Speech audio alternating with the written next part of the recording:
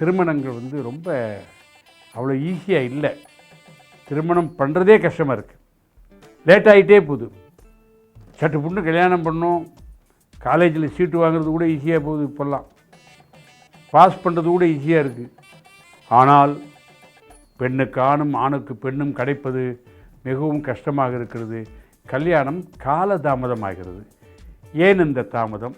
அதை எப்படி நாம் போக்கலாம்? இந்த ஆலோசனைகளை நீங்கள் தான் கூற வேண்டும். கல்யாணம் பண்ணிப்பார் வீட்டை கட்டிப்பார்னு சொல்லுவாங்க. ஸோ இந்த வீட்டை கூட கட்டிலாம் போல் இருக்கு. இப்போ கல்யாணம் பண்ணுறது தான் வந்து அவ்வளோ கஷ்டமாக இருக்குது அப்படிங்கிறது எல்லாருக்குமே தெரிய வருது.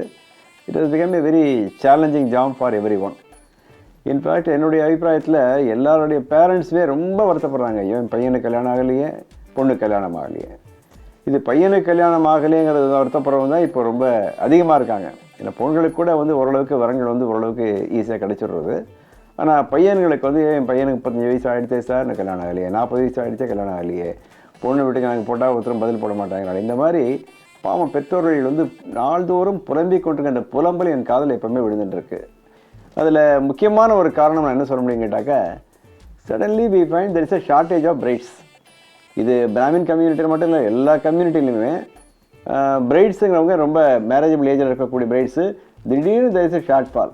ஸோ பெண்கள் குறைவாக இருப்பது என்பது முக்கியமான காரணம். எங்களுடைய எக்ஸ்பீரியன்ஸில் ஒரு 100 கேர்ள்ஸுக்கு ஆவரேஜாக ஒரு 300 to 400 boys are waiting in queue. அப்பா, இது வந்து ப்ராக்டிக்கல் நிதர்சனமான உண்மை. So first shortage of brides. அப்போ நேச்சுரலி பிரைட் ஷார்ட்டேஜாக இருக்கிறனால அவளோட டேர்ம்ஸ் அண்ட் கண்டிஷன்ஸு ஜாஸ்தி இருக்குது. அண்டு பாய்ஸாக இருந்தாலும் கேர்ள்ஸாக இருந்தாலும் அவள் வந்து they become too choosy. So அவங்க லைனில் பார்த்தீங்கன்னா அவங்க சூஸியாக தான் இருக்காங்க. அதுவும் brides naturally they become too choosy because அவளுக்கு நிறைய வரங்கள் கிடைக்கின்ற காரணத்தினால. அப்புறம் இதில் ஃபில்ட்ரேஷன் பார்த்தா அரேஞ்ச் மேரேஜஸில் முடிவு எடுக்கிறது வெவ்வேறு லெவலில் எடுக்கிறாங்க. பொண்ணுடைய எதிர்பார்ப்பு ஒரு மாதிரியாக இருக்குது, பையனுடைய எதிர்பார்ப்புகள் வேறு மாதிரியாக இருக்கலாம். அதே மாதிரி பொண்ணுடைய பெற்றோருடைய எதிர்பார்ப்புகள், பெண்ணுடைய கிராண்ட் ஃபாதருடைய எதிர்பார்ப்புகள், சுற்றத்தாருடைய எதிர்பார்ப்பு, ஃபில்ட்ரேஷன் வந்து பல லெவலில் இருக்கிறனால அதுவும் ஒரு காரணமாக இருக்குது. அடுத்தது பார்த்தீங்கன்னாக்கா இந்த ஃபில்ட்ரேஷனுக்கு அப்புறம் and lack of adequate proper efforts கிடையாது. அது முயற்சிகள் பண்ணுறதுக்கு சரியான முயற்சியை சரியான எடுக்க தெரியல, எடுக்க முடியறதில்லை. அது பார்த்தீங்கன்னா இன்னும் வந்து இன்டர்நெட் உலகத்தில் பாவம் பெற்றோர்களால் இன்டர்நெட் அந்தளவுக்கு ஆப்ரேட் பண்ண முடிய மாட்டேங்கிறது. பையன் பொண்களை வந்து இது அப்பா அம்மா பொறுப்புன்னு சொல்லிட்டு இவங்க விட்டுறாங்க. வயசானவாள் அவளுக்கு வந்து கம்ப்யூட்டர் ஆப்ரேஷன்ஸ் எல்லாம் தெரிய மாட்டேங்கிறது. இது வந்து 2 கட்டான ஒரு நிலைமையில் இப்போ இருந்துகிட்ருக்கோம். அதாவது பொறுப்பு பேரண்ட்ஸ் கையில் இருக்குது. பையங்க நீ பாருப்பா அப்படின்னு சொல்லி விட்றான். அப்பா அம்மாவெல்லாம் இன்டர்நெட்டை பார்த்து அந்த அளவுக்கு வந்து ஸ்பீடப்பாக கம்யூனிகேஷன் பண்ண முடிய மாட்டேங்கிறது. So that is also one of the reasons. And அடுத்ததாக பார்த்தீங்கன்னா இன்டெசிஷனஸ். இது தேவையா இது தேவையா இது தேவையா இது தேவையா அப்படிங்கிறது வந்து ஒரு ஒரு ஒரு முடிவெடுக்கிறதுலே பார்த்தீங்கன்னாக்கா ஒரு சபலத்தன்மை, முடிவு தள்ளி போடுறது, அது ஒரு முக்கியமான காரணமாக சொல்ல முடியும். Strike the iron while it is hot அப்படின்னு சொல்லுவாள். அது இன்னும் கொஞ்சம் வெயிட் பண்ணி பார்ப்போமே அப்படின்னு விட்டு சில சமயத்தில் பார்த்தீங்கன்னாக்கா கல்யாணத்துக்கு வந்து ஒரு 32 வயசு ஆகட்டும், 31 வயசு ஆகட்டும் ஆரம்பிக்கச்சே பார்த்தீங்கன்னா ரொம்ப டிலேடாக ஸ்டார்ட் பண்ணி. ஏன்னு கேட்டால் என்ன பையன் செட்டில் ஆகலை, என் பொண்ணு வந்து எம்எஸ் பண்ணிட்டு தான் பண்ணிக்கிறேங்கிறா, என் பொண்ணு அமெரிக்காவுக்கு டெபுடேஷன் பண்ணிட்டு தான் பண்ணுறேங்கிறா. அப்படிங்கிறனால ஆரம்பமே பார்த்தீங்கன்னா 30 வயசு ஆரம்பித்தா நேச்சுரலி அது டிலே ஆகத்தான் ஆகும். ஏன்னா சின்ன வயசில் வந்து பார்த்தோம்னா நிறைய வரங்கள் கிடைக்குது. ஆனால் அதே வந்து கொஞ்சம் லேட்டாக ஆரம்பித்தோன்னாக்கா naturally it becomes further delay. கணவனுக்கும் மனைவிக்கும் நடுவில் வயசு வித்தியாசம் எவ்வளோ இருக்கலாம்னு நீங்கள் சொல்லுங்கள். இது வயசு வித்தியாசத்தை பொறுத்த வரைக்கும் ஒரு இன்ட்ரெஸ்டிங்கான கொஸ்டின். அந்த காலத்தில் வந்து 10 வயசு 15 வயசு கூட ஒத்துட்டு இருந்தான். ஆமாம். இந்த காலத்தில் 2 வயசு 3 வயசு அதிகபட்சம் போனால் 4 வயசு தான் பொண்கள் ஒத்துக்கிறாங்க. எத்தனை வயசு இருக்கலாங்கிறது வேற. எத்தனை வயசு வரைக்கும் ஒத்துக்கிறாங்கன்னா கேர்ள்ஸ் வந்து 4 வயசுக்கு மேலே தான் வேண்டாம், 4 இல்லை 5க்கு மேலே ஒத்துக்கிறது இல்லை. ஏன்னா that is called generation gap. ஆமாம். என்னன்னா 2 வயசுக்குள்ளே இருந்தால் தான் டேய் ராஜேஷ் அப்படின்னு வாடா அப்படி கூப்பிட முடியும். அவளால் முடியுமா? உங்கள் ஆத்துக்காரி இப்போ உங்களை அது மாதிரி கூப்பிட முடியுமா? முடியாது. ஏன்னா அந்த மாதிரி எதிர்பார்க்குறாங்க. இதற்கு அடுத்தபடியாக முக்கியமான காரணங்கள் பல காரணங்கள் சொல்ல முடியாது கூட. பாவம் வந்து கல்யாணம்னாலே ஒரு செலவு. ஒரு இன்னும் பார்த்தீங்கன்னா சில கம்யூனிட்டியில் கல்யாண செலவு, சில கம்யூனிட்டி முக்கியமாக சொல்லலாமே, இப்போ பிராமின்ஸை பொறுத்த வரைக்கும் கல்யாண செலவுனா பொண்ணாத்துக்காராக தான் ஏற்றுக்கணும் ஒரு பெரிய ஒரு அப்படி வழக்கமாக இருக்குது. சார் எங்களுக்கு வரதட்சணை ஒன்றும் வேண்டாம், ஆனால் கல்யாண செலவு மட்டும் நல்லா பண்ணிடுங்க. அப்போது அதுவே 20 வருஷம் ஆகும். நீங்கள் வரதட்சணை வாங்க மாட்டேன்னு சொன்னால் கூட. அப்போ என்ன ஆகுது, அந்த பொண்ணு வீட்டுக்காரங்களில் பணங்கள் ஃபைனான்ஷியல் ஆஸ்பெக்ட் சொல்ல ஃபைனான்ஷியல் ஆஸ்பெக்ட்டு சம்டைம்ஸ் வந்து கன்ஸ்டன்ஸ்னால எனக்கு தெரிஞ்ச ஒரு பொண்ணு வந்துட்டு சொன்னேன், சார் நான் வந்து கல்யாணம் பண்ணிக்க தயாராக இருக்கேன், ஆனால் 15 லட்சத்தை நான் சேர்த்து வச்சு தான் கல்யாணம் பண்ணிக்கணும்.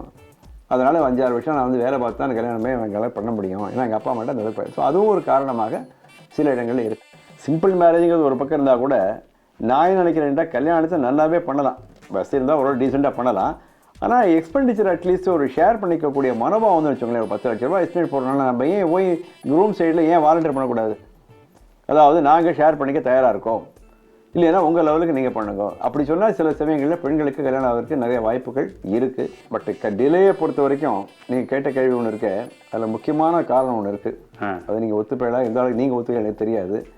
எல்லாத்துக்கும் விட மேலே முக்கியமான காரணம் இந்த கல்யாணம்னாலே நம்ம நாட்டில் ஆம்பளையும் பொம்பளையும் கல்யாணம் பண்ணிக்கல, பூசமும் பூரமும் கல்யாணம் பண்ணிக்கிறது, பூசமும் உத்திரம் உத்திராடம் தான் கல்யாணம் பண்ணிக்கிறது. எடுத்த உடனே பார்த்தீங்கன்னா நட்சத்திரம் இதில் தான் ஆரம்பிக்கிறோம். நான் வந்து ஜோதிடங்கிறது ஒரு கலை, ஜோதிடங்கிறது நம்மளுடைய ஒரு பாரம்பரியமாக வந்திருக்கக்கூடிய பழக்கங்கள். இது வந்து சாஸ்திரத்தின் ஒரு பகுதி அப்படிங்கிறலாம் சொல்கிறது ஒரு பக்கமாக இருந்தால் கூட இன்றைய தேதியில் ஜாதக பொருத்தம் பார்ப்பதனால தான் கல்யாணங்கள் கண்டிப்பாக டிலே ஆகுதுங்கிறதுல ஐ எம் வெரி கிளியர். நான் இது எப்படின்னு ஒரு எக்ஸ்பிளைன் பண்ணி சொல்கிறேன் உங்களுக்கு. ஒரு சின்ன எக்ஸாம்பிள் சொல்ல முடியும். ஒரு சாயி சங்கரால ஒரு 1000 ஜாதகம் ஈஸியாக கிடைக்கும் ஒவ்வொருத்தருக்கும். ஏன்னா அவ்வளோ ஜாதகங்கள் எங்கள்கிட்ட வந்து அவ்வளோ வெப்சைட்டில் இருக்குது. 1000 ஜாதகத்தில் அவளுக்கு ஏற்ற மாதிரி ஜாதகங்கள் கண்டிப்பாக 100 கிடைக்கும். அந்த 100 ஜாதகத்தை என்ன பண்ணுவா, ஒரு பொண்ணுக்கு பார்க்குறோன்னு சொன்னால் பொண்ணுடைய அம்மா முதல்ல எடுத்துன்னு போயிட்டு அவள் நட்சத்திரத்தை வந்து இந்த லிஃப்கோ புக்கோ ஏதோ ஒன்று வச்சுக்கிண்டு நட்சத்திர பொருத்தம் பார்த்துக்கிட்டு மத்தியமம் உத்தமம் நீச்சத்தில் அவங்க ஒரு 25 ஜாதகத்தை டெலீட். இப்போ 25 ஜாதகம் தூக்கி போட்டாச்சு. பாக்கி எவ்வளோ இருக்குது? 100ல் 75 பிள்ளையாத்துக்கு அனுப்பும்பொழுது அங்கே ஒரு மாமி இருப்பாள். ஏன்னா ஜென்ரலாக நீங்கள் சொன்ன மாதிரி இந்த மாமிகள் தான் ஹேண்டில் பண்ணுவா, தப்பு ஒன்றும் இல்லை. ஏன்னா அவளுக்கு தான் விவரங்கள் ஞாபகம் இருக்கும். மாமாக்கள் எவ்வளோ வேலை எடுக்கும், அவள் ஹேண்டில் பண்ண எந்த தவறும் கிடையாது. ஆமாம். அந்த மாமி என்ன பண்ணுறா, பையனுடைய அம்மா வந்து இவன் பேச ஆரம்பித்த உடனேயே நீங்கள் இதெல்லாம் இருக்கட்டும், முதல்ல என்ன நட்சத்திரம் சொல்லுங்க அப்படின்பா. நட்சத்திரம் சொன்ன உடனே பகவான் அழகாக அந்த 5 விரல் கொடுத்துருக்காரு இல்லையா, எதுக்குன்னா நம்ம சாப்பிட்றதுக்கு பேசுகிறதுக்குலாம் வச்சுருக்காரு. அவளுக்கு என்ன கேட்டால் அந்த மாமியை பொறுத்த வரைக்கும் 1 2 3 4 5 பொருந்தாதே வைங்கோ போனேன்னு தீர்ந்து போச்சு. அதில் விரல் அந்த விரலுடைய பிரயோஜனம் அதான். அங்கே ஒரு 25 போடும். பாக்கி எவ்வளவு? 50. இந்த 50ல் திருப்பியும் பொண்ணாத்து அஸ்ட்ராலஜர் இருக்கார் இல்லையா, இவர்கிட்ட போன உடனே என்ன ஒரே தோஷ ஜாதகமாக கொடுத்துருக்கேள, பொண்ணுக்கு 35% தோஷம், பையனுக்கு 36% தோஷம், அதெல்லாம் தோஷத்தை போயிட்டு அவர் ஸ்வாகான்னு அவர் 25 வேணான்ருவார். அப்போ பாக்கி 25 அதுக்கு மார்க் வேற போட்டிருப்பார். 95 90 85 85.5 மார்க் போட்டு கொடுத்துருப்பார். ஆமாம். இப்போ 100ல் எவ்வளோ பாக்கி இருக்குப்போ? 25 பாக்கி. அந்த 25 பாக்கியை போனோடனே அந்த மாமியை பார்த்து எங்களுக்கு ஃபோட்டோ பிடிச்சி போச்சு, எங்கள் ஜோசியர் பொருத்தமாக இருக்குது அப்படின்னு கேட்ட உடனே இருங்க ரொம்ப அவசரப்படாதீங்க, உங்கள் ஜோசியர் பொருத்தம் பார்த்துருக்கார், எங்கள் ஜோசியரை நாங்கள் காமிக்க வேண்டாமா அப்படிம்பார். எங்கள் ஜோசியர் பாலக்காட்டில் இருக்கார், இல்லைன்னா முடிகொண்டானில் இருக்கார். அவருக்கு டெல்லி கணேசர் வயசோட இன்னும் 20 வயசு கூட 30 வயசு கூட, கண்ணும் தெரியாது காதும் கேட்காது. அவர் தான் எங்கள் தாத்தாக்கே பார்த்து நிச்சயம் பண்ணவர், அவர் பார்த்து ஓகே சொன்னாதான் எடுத்து போன்னு சொல்லிட்டு அங்கே அனுப்பிச்சி வைப்பான். ஸோ ஒரு பொண்ணுடைய வாழ்க்கை எதில் அடங்கியிருக்குன்னா கண்ணும் தெரியாத காதும் கேட்காத வயசான ஜோதிடத்தை அடங்கியிருக்கு.